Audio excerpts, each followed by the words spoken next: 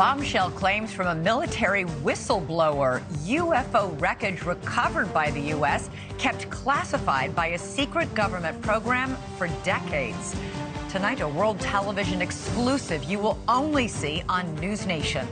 Welcome to Elizabeth Vargas Reports, earning your trust every night.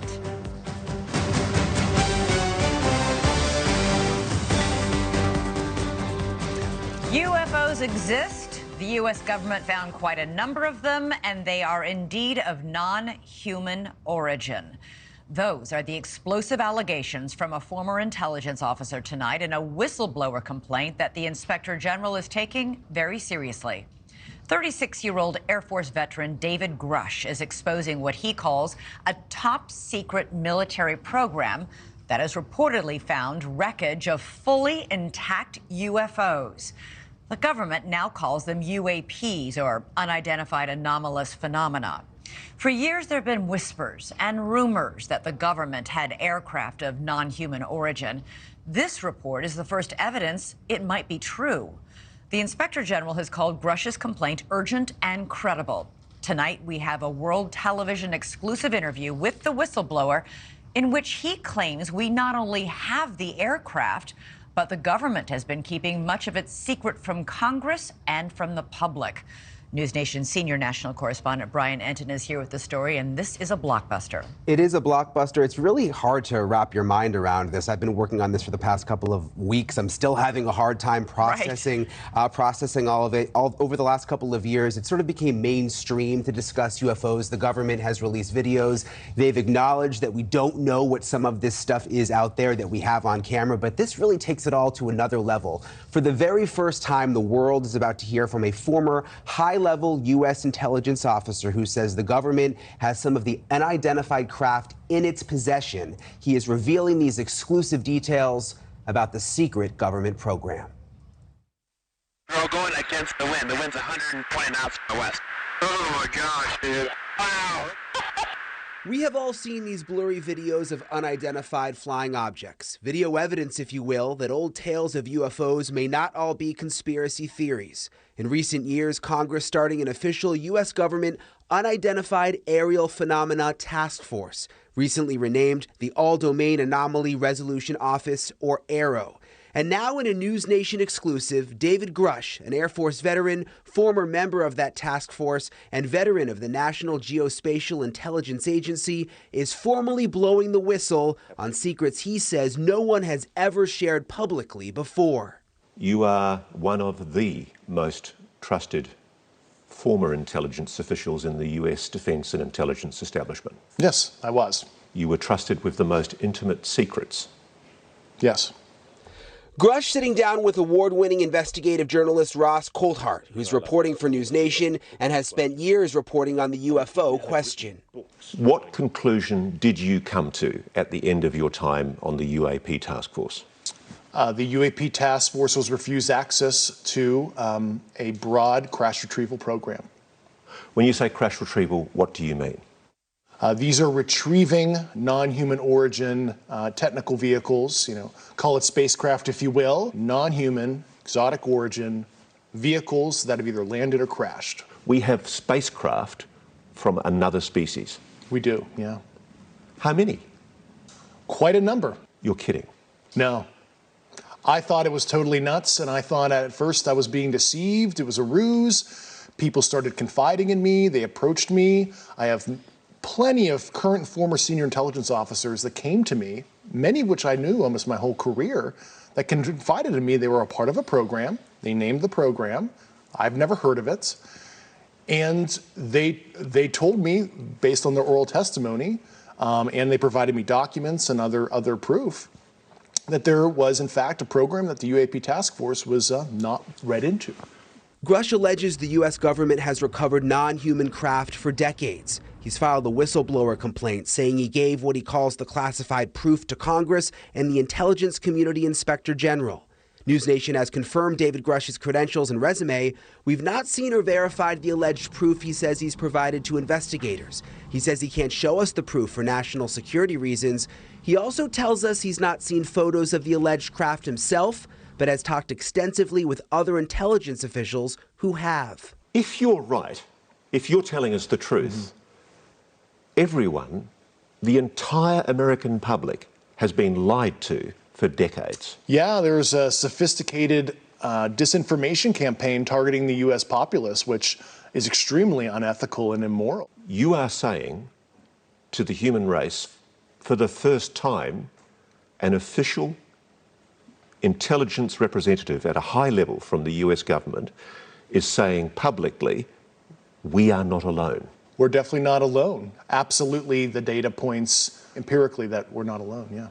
Do we have bodies? Do we have species of Well, non-human? naturally, when you recover something that's either landed or crashed, sometimes you encounter dead pilots. And believe it or not, as fantastical as that sounds, it's true. It's also harder for people to wrap their minds around the concept of a crashed object from somewhere else. It's easier to accept that, yeah, we see things in the sky that we can't explain. Journalist Leslie Kean broke Rush's whistleblower story this morning in the debrief. Ms. Kean's career has been mainstream and credible, having written a series of reports on UFOs in the New York Times dating back to 2017. He has the credentials, but there's no documents that he's handed over. There's no pictures. And as a journalist, you want to see documents, you want to see pictures. Does that raise a red flag?